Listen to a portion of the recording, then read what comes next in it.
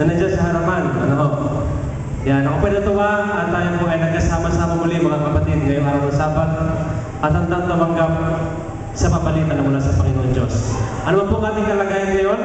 Malungkot tayo, masaya, may iniwang mga problema sa bahay, meron pong mga iniisip ngayong umaga. In spite of all that, mga kapatid, nandiyan po ang Panginoon, matibay sa kanyang pag-ibig sa atin. Amen?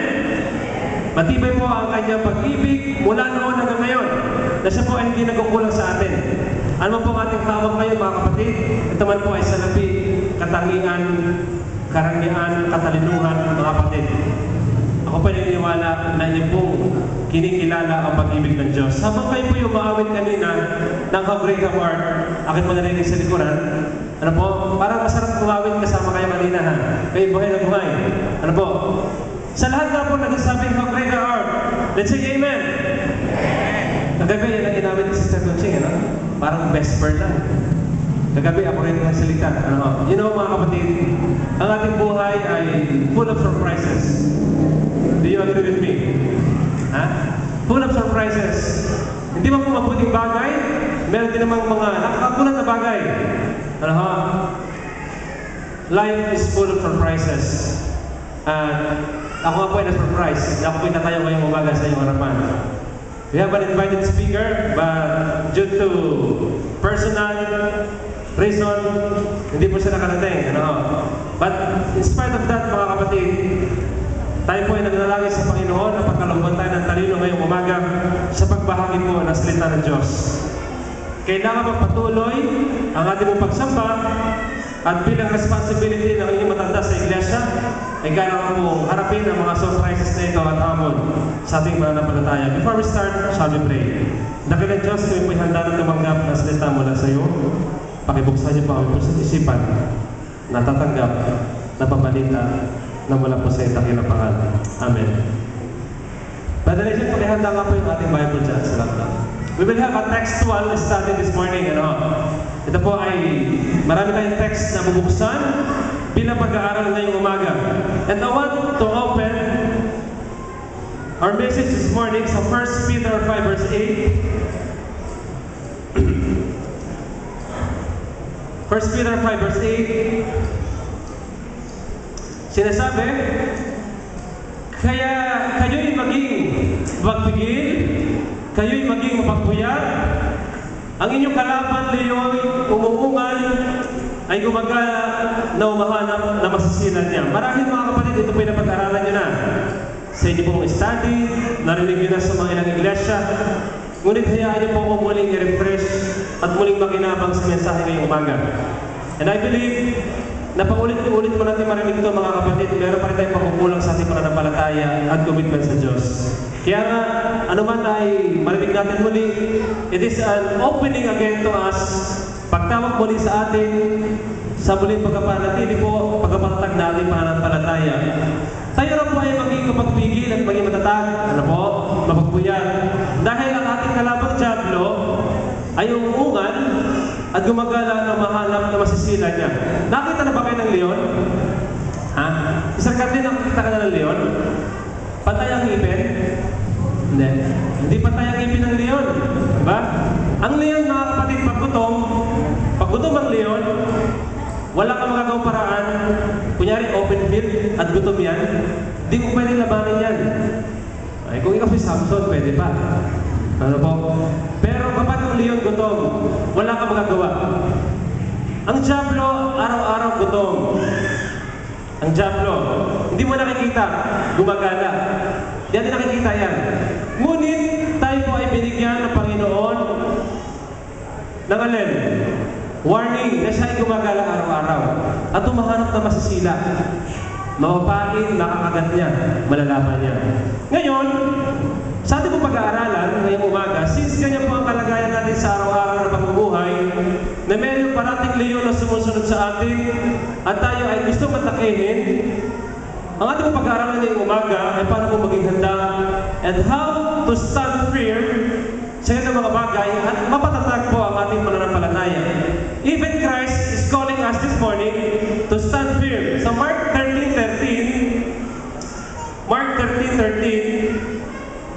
ay binabanggit po dyan At kayo'y kapabuotan ng lahat ng mga tao dahil sa aking pangalan na dapat ang magtiis hanggang sa wakas sa isang maliligtas sa Ingles, but he who stands firm. But he who stands firm. As sa 1 Peter 5 verse 9, but he who stands firm, tandaan niyo po, ano? Sa 1 Peter 5:9,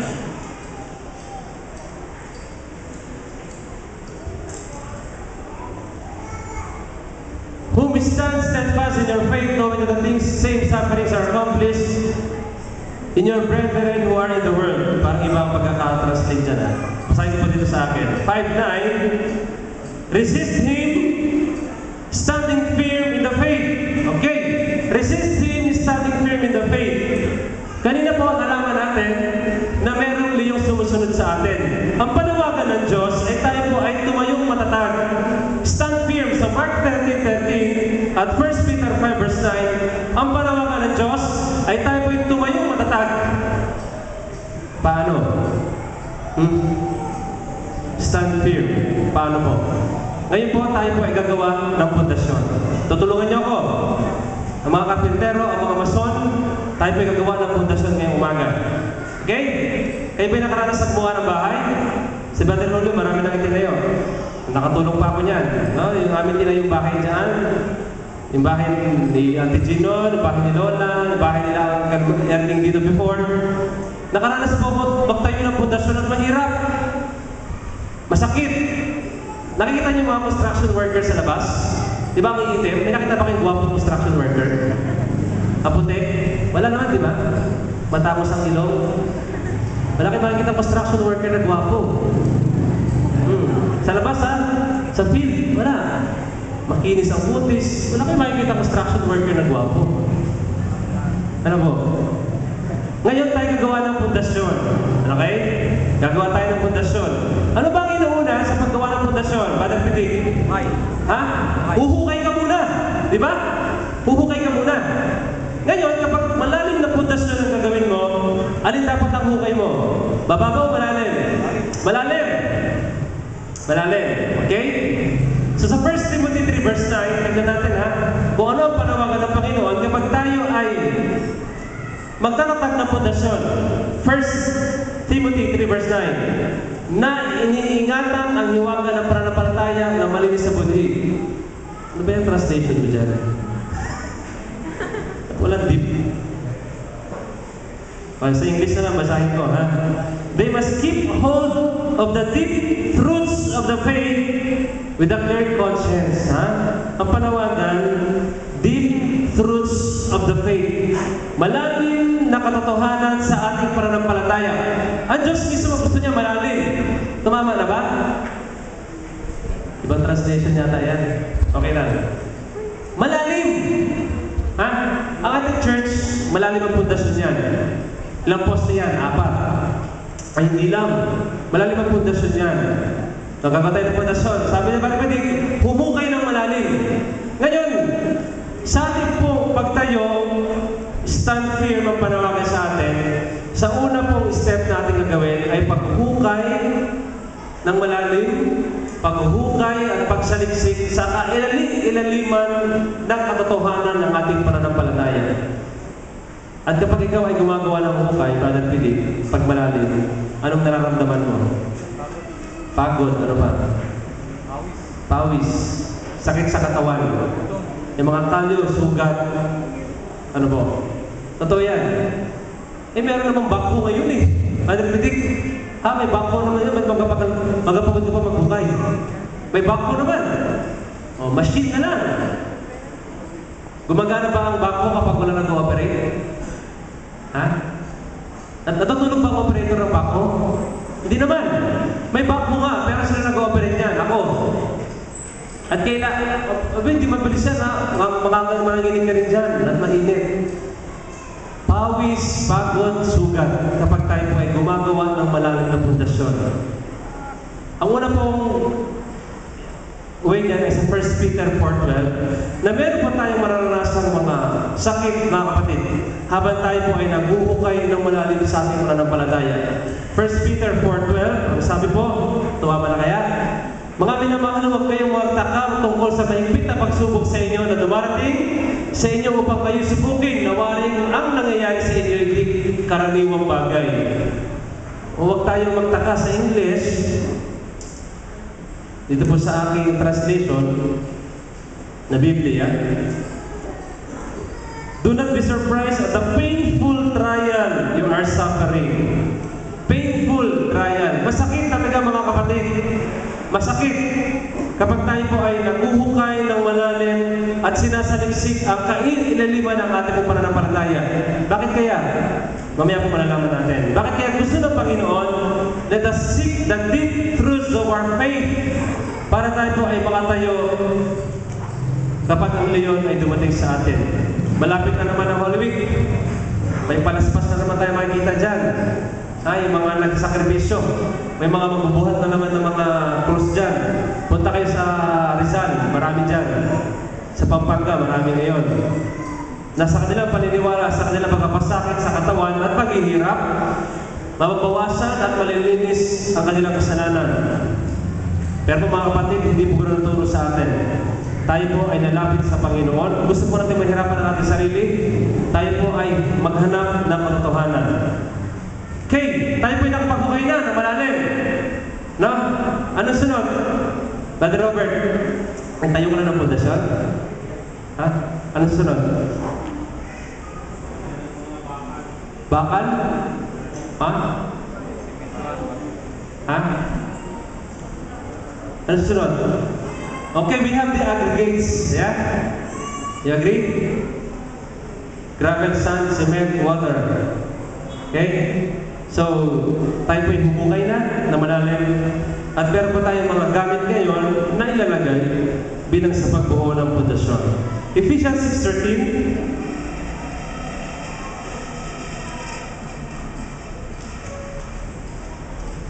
Basahin niyo po sa akin dito.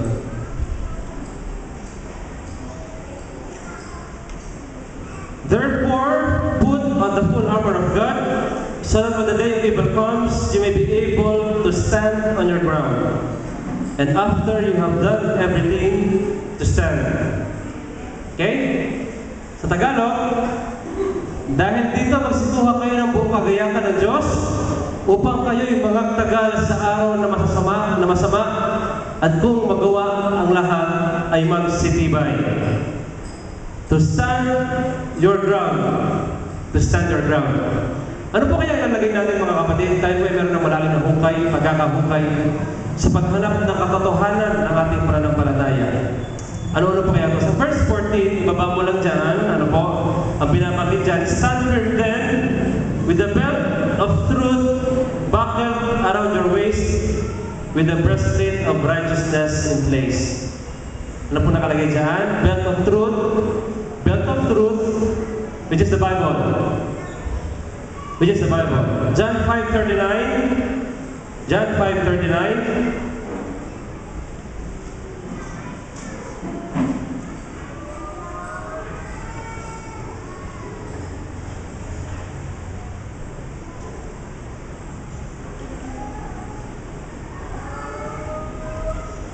You diligently study the scriptures because you think that by them you possess eternal life. These are the scriptures that testify about me. Mga kapatid, marami na tayong panawagan narinig. Marami na po tayong mensaheng narinig sa panawagan ang kahalagahan sa pagsaliksik na gamit ang Biblia. Binanggit natin kanina, we have to seek the deep of our truths, to dig deep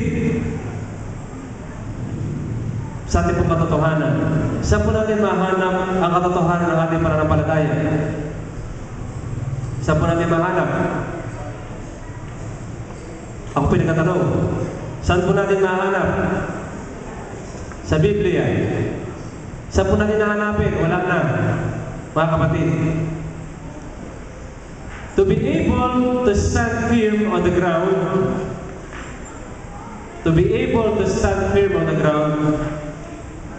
we have to seek the deep truths of our faith, and that includes the belt of truth, which is the Bible, mga kapatid. At sabi nga ng Diyos sa Isaiah 55:6, seek the Lord while He is near. Seek the Lord while He is still be found. Hanapin ang Diyos habang siya ay makikita pa natin. Darating po ba ang panahon na hindi na mahanap ang Diyos? Ay totoo pala yung awit, natutulog ba ang Diyos? Ano po? No. There will come a time, ang sabi po sa ating hula, mawawala ang Biblia. Mawawala ang ating pong pinakaiingatan na katotohanan ng Biblia. And how can we stand against the enemy, against this lion who want to devour us, kung wala na po tayong hawak na Biblia? Kaya po ngayon, habang tayo po ay may panahon at oras, sabi ng Diyos sa Isaiah 55:6, hanapin natin siya habang siya ay makikita pa. Huwag yung din natin makikita, tayo maghahanap. Hanapin siya habang siya pa ay nakikita. Seek the Lord while He is still be found. Samantalay siya ay masusumpungan. So muli, ano po, ang first na ingredient na ating ilalagay ay belt of truth, which is the Bible. Pangalawa, sa 16, kung babalikan po natin ang Ephesians 6, sa verse 16 lang yan, binabanggit dyan ang shield of faith, pananampalataya. Meron tayong pag-aaral ng Biblia? Of course, it follow yung ating pong pananampalataya. Sa Mark 11:22, so Mark 11:22, binabanggit po dito, have faith in God, Jesus answered. Oh, have faith in God, ang panawagan ni Diyos, Jesus answered. Sa 1 Corinthians 16:13, nakasunod ka, Brother Legend? 1 Corinthians 16:13,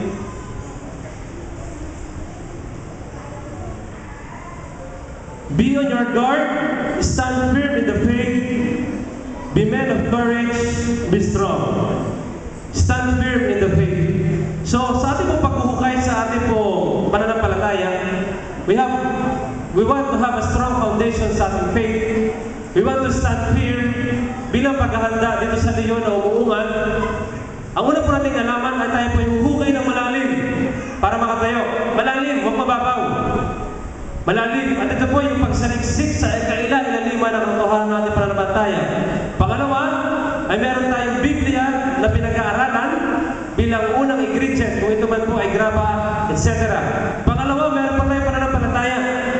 1 Corinthians 16:13, magsipag-ingat kayo, mga pakatibay kayo sa pananampalataya. Ano po? Faith. Hinahanap natin.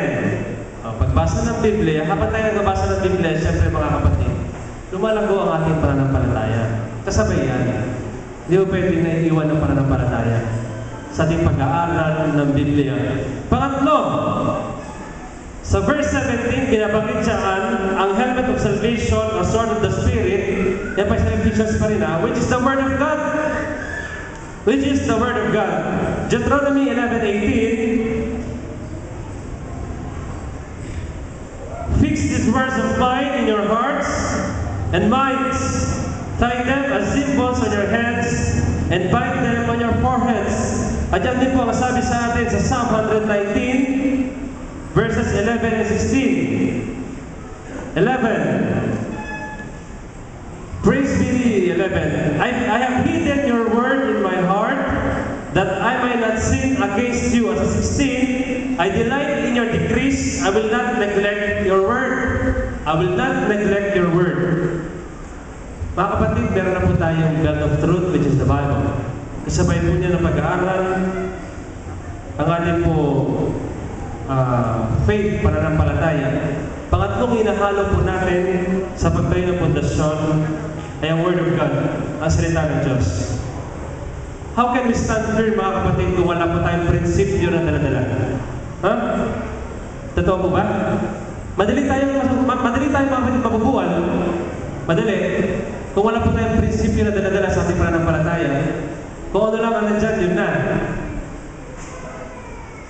Kapag hindi natin kaya ang peer pressure, sige na lang. Kapag hindi kaya ang pressure ng ating mga kaibigan sa paghatak sa atin, sa hindi kaya na ginagawa natin bilang mananampalataya ng Adventista, okay na lang. kapag wala po tayong prinsipyo pinangahawakan. Kaya nga, mahalaga mga kapatid, nasabi po sa ating Biblia, I will not neglect your word. Hindi ko iiwan pagkasawalang bahala ang iyong mga salita. Kasi kailangan natin yan. Yan din ang pinanglaban ng Panginoon Diyos na siya ay alin? Sinisila ni Satanas, di ba? Anong pinanglaban niya? Salita mula sa Biblia. Wala naman siyang ginamit na ibang bagay. Wala siyang ginamit na ibang bagay. Wala siyang weapon na baril.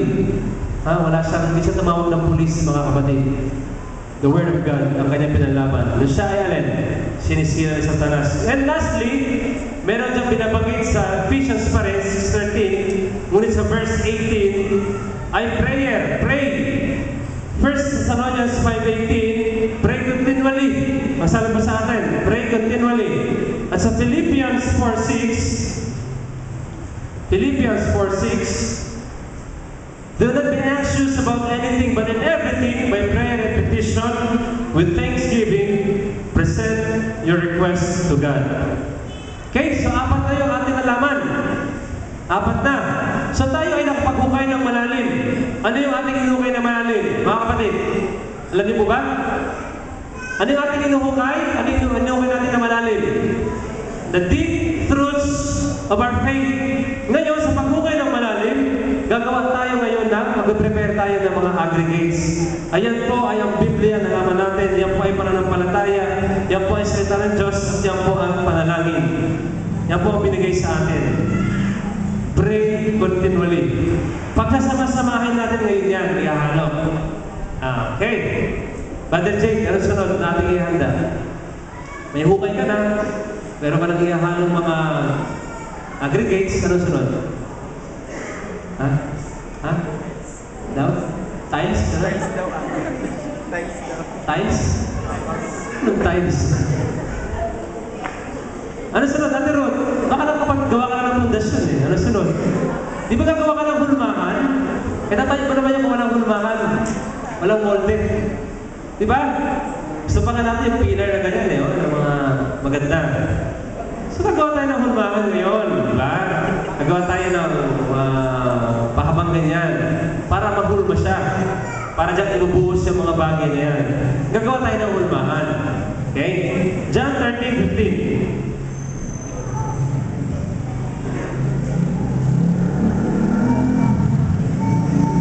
I have set you an example that you should do as I have done for you. Again, 15. I have set you an example that you should do as done for you. 1 Corinthians 11 verse 1.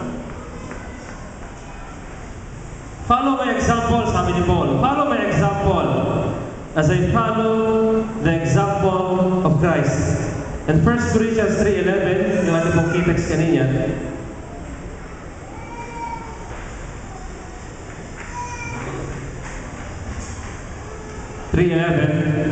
For no one can lay any foundation other than one already laid, which is Jesus Christ. Sino po ang ating hulmahan? Ang Panginoon Diyos. Ano po ang magiging gagayahin natin na hulmahan, mga kapatid? Si Jesus. Sabi po dito, for no one can lay any foundation other than the one already laid.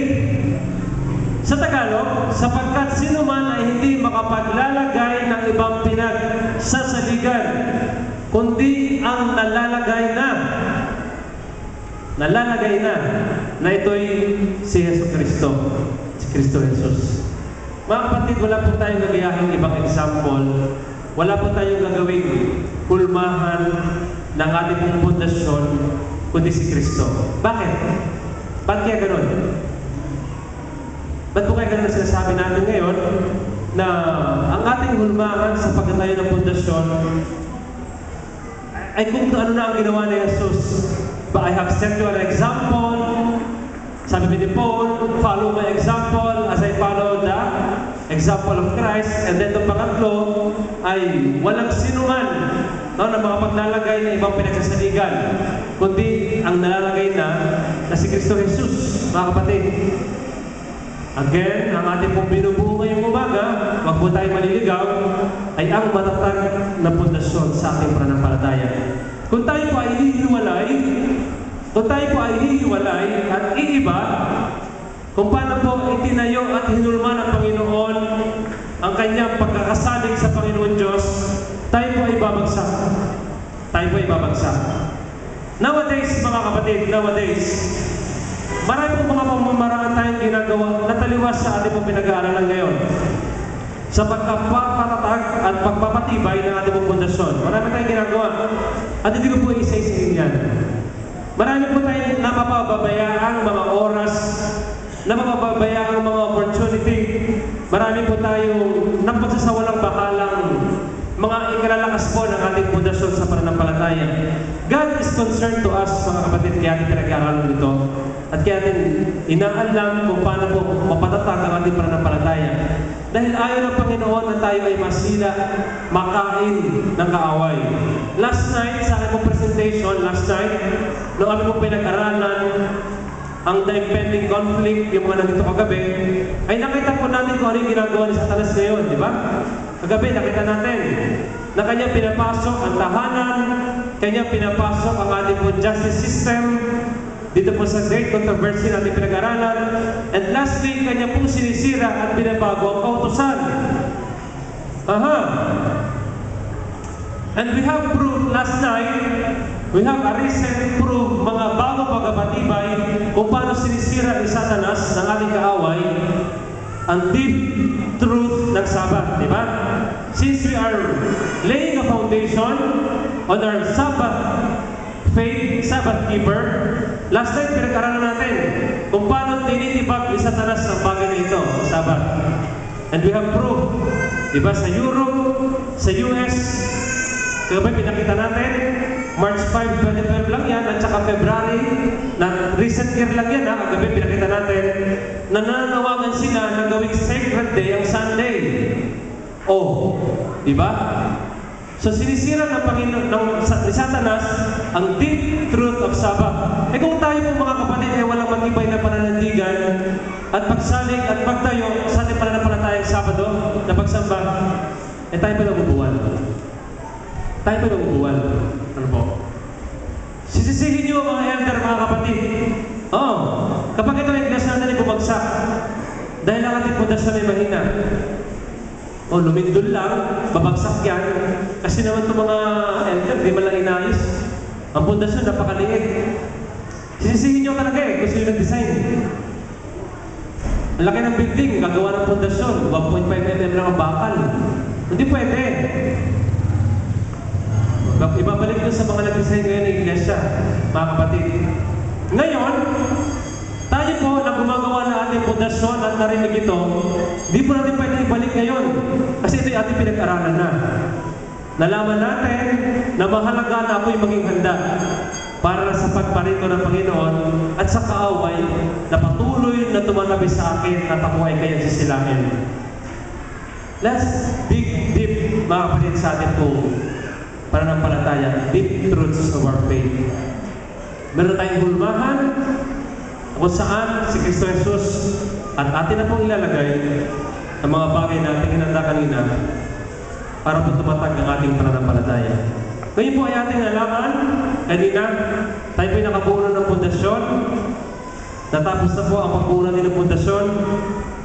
Tayo po ay nakapagukay ng malalim sa katotohanan ng ating pananampalataya. Muli sinasabi ko, marami ngayong mga bagay, maraming mga tao ngayon, lalo na po ang mga kabataan sa ating iglesia, ang pinapagsawalang bahala ang pagpapatatag sa kanilang pananampalataya. Sad to say, na tayo po ay dinadaya ni Satanas na malihis ang ating atensyon sa nananalapit na mga pagsubok, pag-uusig sa atin. Sabi nga po ni Mrs. White sa kanyang mga sulat sa Great Controversy, inililihis ni Satanas ang ating atensyon sa Preparation Day. And these days we have is a Preparation Day. At tayo ay nililihis niya. Mawala ang ating atensyon na tayo po ay makapaghanda personally. Ngayon tayo po ay nakapag-dig-dig, mga kapatid, nalaman natin na ang Biblia na ang pananampalataya, na ang salita ng Diyos, at ang panalangin ay siyang kailangan natin. Ang siyang kailangan natin para po tumayo ang ating pundasyon at ang ating hulmahan ay si Kristo Jesus mismo. Wala po tayong gagayahin mga kapatid na ibang hulmahan. Huwag niyo pong gayahin ang inyong mga paboritong mga awit, paboritong mga artista, paboritong laro sa computer. Huwag niyo pong gagayahin ang kanilang mga karakter, mga kapatid. Ngunit ang karakter ni Kristo, kung paano po niya pinakatatag ang kanya pong pananampalataya, ay ganoon din naman tayo. At hindi ko pwede isa-isahin mga kapatid kung anong ginawa ni Jesus. Kaya nga sabi sa ating pag-aaral, let's have to seek the Bible para malaman natin. Ngayong umaga, bago po ako matapos, ay meron po mga tanong na nais ko pong iwas sa inyo. Una po, ngayon po ay nalaman natin mga kapatid, ang ating pinag-aralan, na tayo bilang mga anak ng Diyos, nais mo bang tumatag ang inyong pananampalataya at pundasyon? Nakikita ni Jesus ang inyong mga sagot. Nabasa po niya ang inyong puso't isipan na nais nyo naman talaga. Nais naman natin na tumatag. Yun nga lang dahil sa mga pagsubok at pangangailangan ng buhay. Survival. We need to survive, di ba nga po? Ay minsan tayo po ay nalilihis. Ngunit ngayong umaga, nakita po ng Panginoon ang inyong mga sagot sa inyong puso. At gusto ko naman talaga na mapatatag ang aking pananampalataya. Next, naramdaman niyo po ba ngayong umaga mga kapatid habang ating pinag-aralan ito at nakita ang ilang mga katotohanan sa Biblia? Naramdaman po ba natin ang panawagan ng Jesus na tanggapin ang kanyang panawagan na maging handa at patatagin ang ating pananampalataya? Alam ng Diyos ang inyong kasagutan, oo man yan o hindi, at wala kang pakialam. Alam niyo yan, at hindi natin pwedeng dayain yan. Na sa ating pagtanggap ng katotohanan ngayong umaga, somewhat sa ating pong pinag-aralan ngayon, ay tinawagan ka din naman ni Jesus. Alam mo, tama yan anak. Seleksikin mo nga ang Biblia para tumatag ang ating iyong pananampalataya. Tinawagan ka ng Diyos, ako pinaniniwala. Ngayong umaga habang tayo nag-aaral.